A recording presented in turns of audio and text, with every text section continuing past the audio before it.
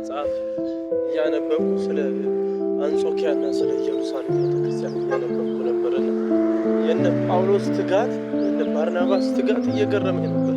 ያላቸው ፍቅር፣ መተሳሰብ፣ ድሆች የተለያዩ ሰዎችን እንዴት እንደሚረዱ ሐዋርያት ሥራ ምዕራፍ 4 አንብባችሁት ከሆነ መጨረሻው ላይ ሁሉም መሬታቸውን እየሸጡ ሐዋርያት እግር ስር ያስቀምጡ ነበር።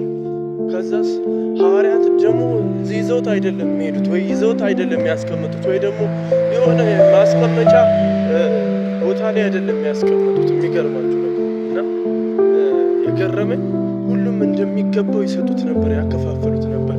ከነሱም መካከል አንድም ችግረኛ አልነበረም ይላል መጽሐፍ። የሚገርማችሁ ዛሬ የተነካውበት ነገር አለ። አሁን ላይ ያለችው ቤተክርስቲያን እንደዛ ነች ወይ? በጣም እንደዛ ነች ወይ? ድሃ የለም ወይ? ሁሉም እንደሚገባው ይሰጡ ነበር ማለት ነው።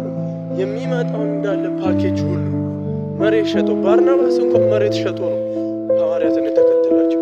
የመጽናናት ልጅ ብሎ ስም ያወጡለት። አንብቡት። ባይብሊካል ነገር ነው ማወራችሁና በጣም ባይብልን መረዳት ያስፈልጋል። ትልልቅ ሜሴጆች ነው ያሉት። አሁን አንዱ ቸርች ወይም አንዱ ቤተክርስቲያን ከአንዱ ጋር የሚተባበር ይመስላችኋል?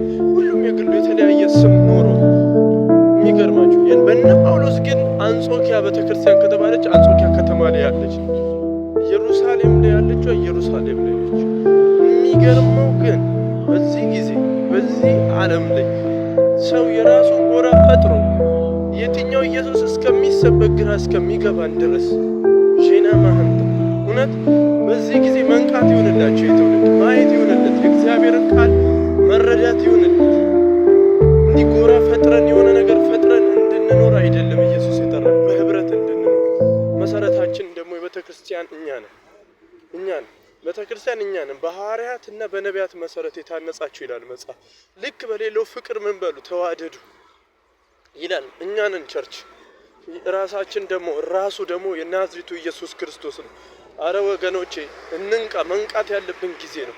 በጌታ በኢየሱስ ክርስቶስ የገባኝ ይሄ ነው። እንግዲህ ሼር ላደርጋችሁ ብዬ አሜን።